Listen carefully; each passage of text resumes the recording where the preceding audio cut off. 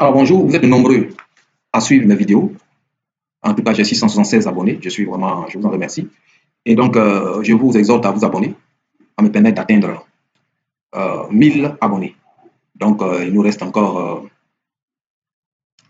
près de 300 abonnés, 200 abonnés. On a 676 abonnés. Donc,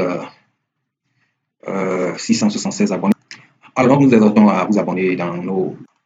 Alors, suite à plusieurs demandes et à plusieurs formations que je suis en train de donner, j'ai décidé donc de vous présenter un cours sur l'irrigation gravitaire. Alors, ce que nous allons faire aujourd'hui, nous allons faire en fait à partir de cet instant, je vais vous mettre une série de vidéos sur la procédure, n'est-ce pas, d'études pour une irrigation gravitaire. Alors, on va partir du calcul des besoins en eau.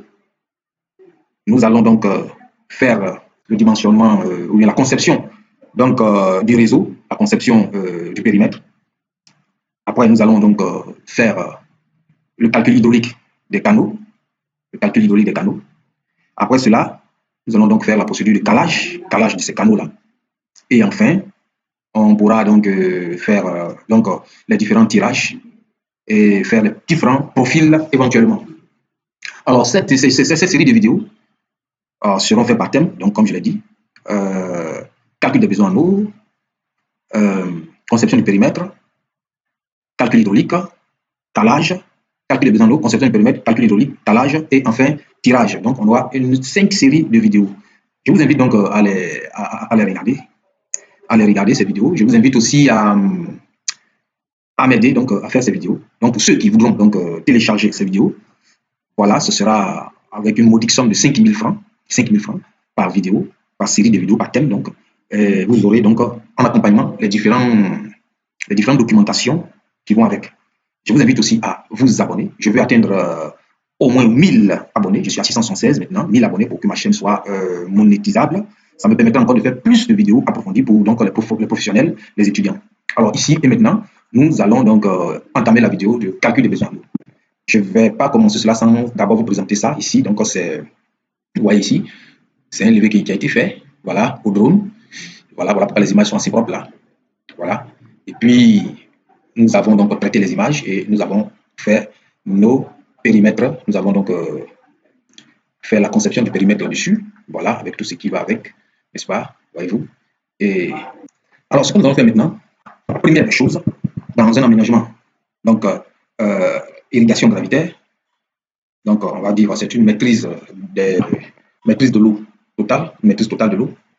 Il faut déjà estimer la quantité d'eau dont on a besoin. Et ici, nous allons nous focaliser sur uniquement la plante. C'est ce qu'on appelle donc les besoins en eau. On va commencer par le calcul des besoins en eau, donc de la plante. Parce que quand on parle d'irrigation gravitaire, c'est irriguer des cultures. OK? Et la culture que nous allons irriguer aujourd'hui, sur laquelle nous allons faire notre étude, c'est la culture de riz. Donc on va faire le calcul de nos besoins en eau du riz. On va vous montrer pas à pas comment on fait le calcul des besoins en eau. Ici, déjà, nous avons un tableau donc, pour le calcul des besoins en eau. Vous voyez ces différents paramètres-là, désignation, et puis les différentes unités. Alors, donc déjà, il faut savoir que le cycle, le riz se cultive en un cycle. Ici, nous avons choisi un cycle de 4 mois. Donc, alors, on a juillet, août, septembre. OK. Il faut savoir que ça, c'est une période pluviale. C'est là où il pleut. Voilà. C'est vrai que dans certaines zones, en période pluviale, on n'a pas besoin d'irriguer. On a plutôt besoin de drainer parce qu'il y a assez d'eau. Mais dans d'autres zones, même si il pleut, quand on est en période pluvieuse, l'eau n'est pas suffisante. Surtout pour les besoins en eau en riz, du riz. Le riz a besoin de beaucoup d'eau. Parce que vous êtes sans savoir que pour que le riz pousse, il faut à un certain moment une certaine lame d'eau dans les casiers rizicoles. Donc, c'est la culture qui demande plus d'eau. Et nous allons faire notre étude avec elle. Alors donc, nous avons 3 mois. C'est le cycle cultural. C'est le cycle cultural. Il y a plusieurs méthodes pour calculer les besoins en eau du riz. Nous allons donc présenter 2 méthodes. Alors, comment calcule-t-on les besoins en eau du riz? Nous allons expliquer un peu le principe avec les différents paramètres.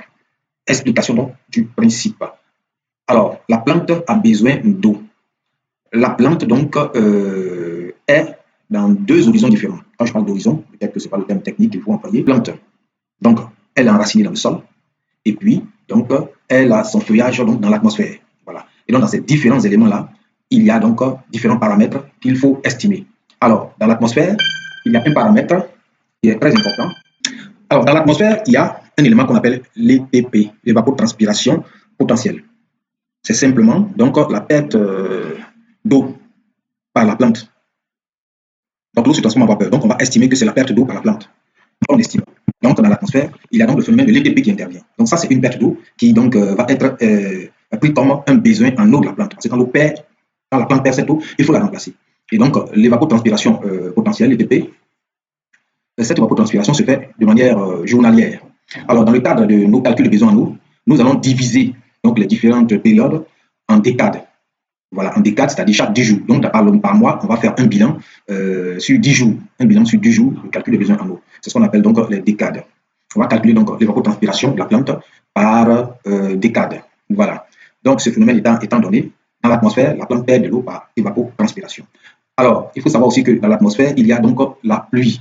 Et cette pluie-là, donc, elle vient, on va dire, elle vient directement, on va négliger donc ce qui est capté par la plante. C'est négligeable de toute façon, donc on va estimer que cette pluie-là vient directement dans le sol. Donc, on va aller directement, on va plutôt maintenant prendre en compte les différents éléments du sol, les différents paramètres du sol. Alors, le sol est constitué comme un réservoir, en fait. C'est dans ce réservoir-là que la plante, nous sommes en train de parler d'eau, donc on est limité à l'eau, la plante puise toute son eau. OK? Donc, ce sol-là, c'est un réservoir. C'est une réserve. Alors, cette réserve-là, alors, elle est divisée en plusieurs niveaux, à plusieurs niveaux. Voilà, ici, nous avons un premier niveau, ici, qui est donc le niveau d'eau. Quand je parle de niveau, c'est le niveau d'eau dans ce réservoir-là. Et la capacité que la plante a, la facilité que la plante a à puiser cette réserve d'eau-là. Alors, quand on parle de capacité au champ, c'est lorsqu'il pleut et que donc toute l'eau ruisselle, l'eau qui devait ruisseler par gravité ruisselle, il y a une quantité d'eau qui est retenue par le sol. Donc, on appelle ce niveau d'eau, cette teneur en eau, donc la teneur, la capacité de rétention, donc la capacité au champ. Et tout ça, on va le faire en pourcentage volumique du sol. Et après ce niveau, nous avons donc un autre niveau qu'on appelle la capacité au point de flétrissement. Donc, il faut savoir que lorsque la réserve d'eau dans le sol arrive donc, au point de flétrissement, cela veut dire que cette capacité d'eau-là, il est très difficile à la plante de prendre cette eau quand le niveau d'eau arrive au point de flétrissement. Voilà. Donc, la réserve d'eau est constituée d'une quantité d'eau, donc à la capacité de rétention, et d'un niveau plus bas, qui est donc le point de flétrissement ici. OK? Qui sont des données, généralement, on ne les calcule pas, qui sont des données. Et puis, entre l'eau à la capacité au champ et puis l'eau au point de flétrissement, donc, on va calculer ce qu'on appelle la réserve utile. La réserve utile à la plante, c'est la réserve qui est égale donc au niveau d'eau, la teneur en eau, à la capacité au champ, moins la teneur en eau au point de flétrissement. Cette eau-là, c'est une réserve que la plante peut utiliser. Mais dans cette réserve, il y a un pourcentage que la plante peut utiliser même très difficilement et il y a un pourcentage que la plante peut utiliser facilement. On appelle ça la RFU, la réserve facilement utilisable. Voilà, ça c'est la réserve facilement utilisable. Donc, la réserve que la plante peut utiliser, c'est la réserve facilement utilisable. C'est sur cette réserve-là qu'on va se focaliser. Et puisque dans ces genres de dimensionnement, on prend toujours donc, la position la plus défavorable, donc on va utiliser la réserve facilement utilisable. Bref, alors nous allons donc nous focaliser sur le calcul des besoins en eau du riz. Nous avons parlé tout à l'heure donc de la réserve utile. Nous allons donc la définir sous un autre terme, mais c'est la même chose, n'est-ce pas? Alors ici, nous avons le bilan du besoin en eau. Voici ce qui est écrit ici. Alors ce bilan nous permet d'écrire alors nous avons le besoin net. C'est égal à ETM moins PE plus humidification plus ME plus ou moins delta H plus PER. Alors nous allons donc définir ces différents termes. Déjà, il faut savoir que ETM c'est égal à KC multiplié par ETP. Alors ETM c'est quoi? C'est l'évapotranspiration maximum. Alors nous revenons ici pour parler des différents décades ici. Alors nous avons ici ETM. OK. ETP ici en millimètres. Et nous avons dans cette première décade du mois de juin, nous avons 71,9 mm. Alors le KC, c'est quoi? Le KC, c'est ce qu'on appelle le coefficient culturel. Et il est mieux expliqué dans ce. Alors, on va considérer ce tableau-là. On a différents cycles végétatifs de la plante. OK? Et dans cette partie, nous allons définir plusieurs périodes. Comme il s'agit donc de la culture du riz, on a d'abord la période de préparation du sol et des pépinières. Vous voyez? Et donc, c'est les deux premières décades du mois de juin.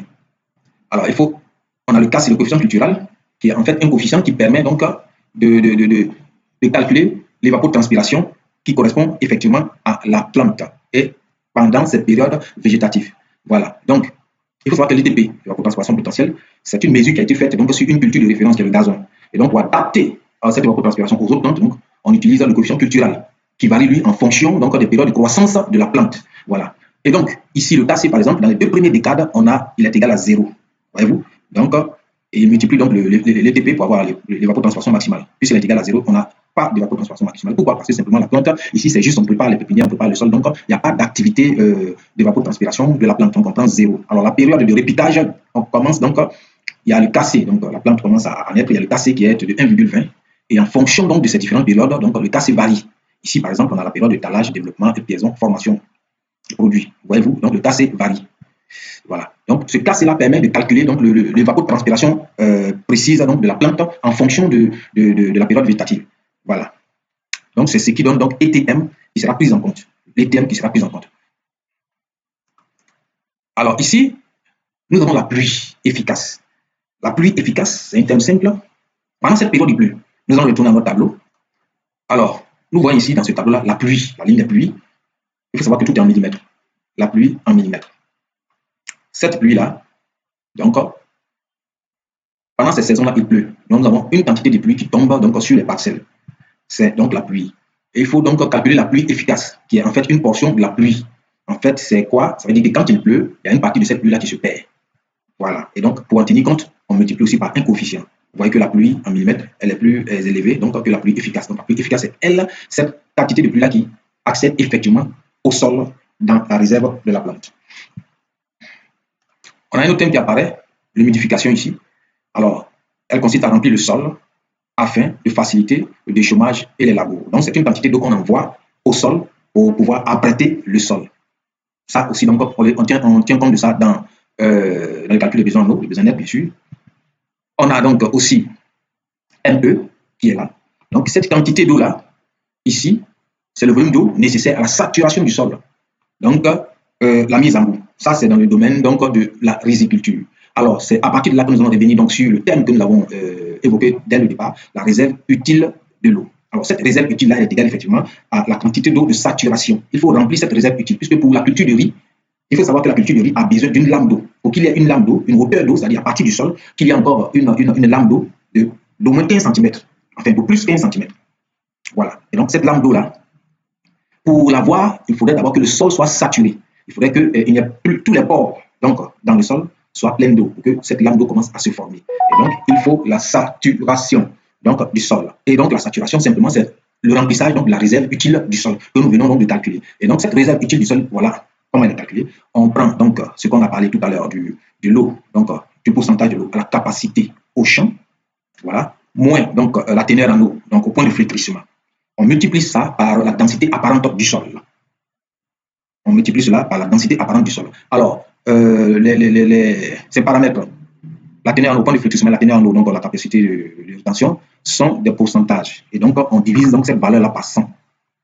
Voilà. Et la densité, elle est adimensionnelle. Elle est adimensionnelle. Donc, maintenant, on multiplie par Z. Z, c'est la profondeur de la zone saturée. Et Z aussi peut être égal donc, à la profondeur de la racine de la plante. Voilà. Donc, c'est la zone saturée ou la profondeur de la racine de la plante. Alors, si Z donc, est en mètres, donc comme je l'ai dit, ici ces valeurs-là sont en pourcentage, donc il faut donc diviser par 100 pour tenir compte de cela. Z étant en mètres généralement, Z donc la profondeur de saturation, de la profondeur de la racine de la plante.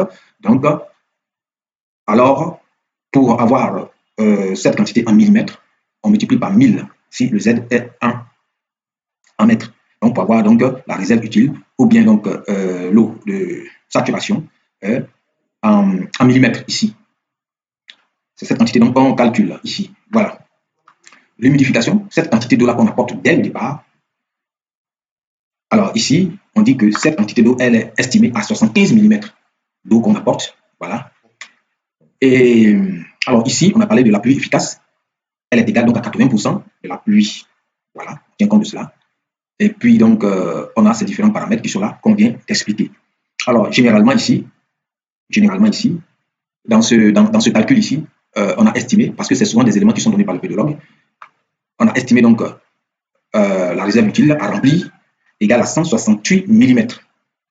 Voilà, égal à 168 mm. Donc, on apporte une quantité d'eau qui est égale à 168 mm. Alors, ces différentes valeurs, nous allons les voir. Alors, ici, delta H, donc c'est la lame d'eau donc il faut apporter pour que donc, le riz irrigué ayant besoin à une certaine période végétative de sa lame, d'une certaine lame d'eau, donc il faut apporter aussi cette lame d'eau-là. Et là, enfin, on a les percolations. Il faut savoir que le sol, donc il y a de l'eau qui est perdue, qui est infiltrée dans le sol. Donc on appelle cela la percolation, qu'il faut aussi combler. Donc voilà, en gros, le bilan des besoins en eau de la plante. Nous allons donc le vérifier dans le tableau. Voici donc un de nos tableaux ici que nous avons commencé déjà à estimer. Donc nous avons déjà pour transpiration potentielle qui est là. Nous avons notre KC ici. Donc de manière décadaire, nous avons divisé donc les périodes. Et nous avons les termes ici. Donc l'ETP multiplié par KC, on a les termes ici. Donc on va prendre le bilan hydrique d'une décade. Alors ici, on a la pluie et on tire donc la pluie efficace qui est égale à un pourcentage de la pluie. Voilà. Et on a donc cette quantité-là qui est égale à l'évapotranspiration maximale moins donc la pluie efficace. C'est cette quantité qui est là. Alors, on a parlé de l'humidification du sol qu'on apporte à la première décade. Donc, on apporte directement les 75 mm d'eau à la première décade ici. Ou à l'autre décade, on n'apporte plus cette quantité puisque c'est pour donc, le déchômage et ainsi de suite, pour la préparation du sol. Et enfin, on a donc notre eau de saturation qui est là, qu'on apporte à la deuxième décade, qui est égale à 168 mm. Qui est égal donc à 168 mm. Alors, donc, on parle du remplissage ici, c'est pour constituer, donc c'est le delta H qu'on a vu dans la formule, c'est pour constituer donc la lame d'eau du riz. Alors, ici, dans ce tableau-là, par exemple, on commence à l'apporter à la dernière décade, à partir de la dernière décade du mois de juin, ici, on apporte donc 100 mm. Voilà. Et on apporte encore 10 mm. On apporte 10 mm. On apporte 10 mm, donc, à la première décade de août, 15 mm à la deuxième décade de août et 25 mm à la troisième décade de août, ce qui nous permet d'avoir donc nos 15 cm, les constituer nos 15 cm pendant donc la période cette période qui est verte ici, là, cette période de développement maximal de la plante ici. Il faut aussi tenir compte des percolations. Alors ces percolations-là, on n'en a pas besoin, on n'a pas besoin d'en tenir compte. Donc pendant les périodes de préparation ici, voilà, donc on a 0, 0 ici, mais à partir donc, du répiquage, on en tient compte ici. Donc on a 44 ici, ainsi de suite. Voilà. Et enfin, on calcule donc notre bilan qui est là. Notre bilan qui est là. Voilà, on calcule notre bilan. Ok, la vidéo s'allonge, on a 26 minutes, donc on va enregistrer ça et puis faire suivre l'autre vidéo qui va suivre pour la suite. On ne veut pas de trop longues vidéos. Donc, abonnez-vous. Ces séries de vidéos, vous pouvez les acheter avec nous par une modique somme de 5 000 francs. Vous aurez donc tout ce qu'il y a comme donc, le cours complet avec donc, la documentation. Abonnez-vous aussi pour nous permettre d'atteindre les 1000, pour nous permettre d'atteindre donc les 1000. Donc on a 0, 0 ici, mais à partir donc, du répiquage, on en tient compte ici. Donc on a 44 ici, ainsi de suite. On ne veut pas de trop longues vidéos. Donc abonnez-vous.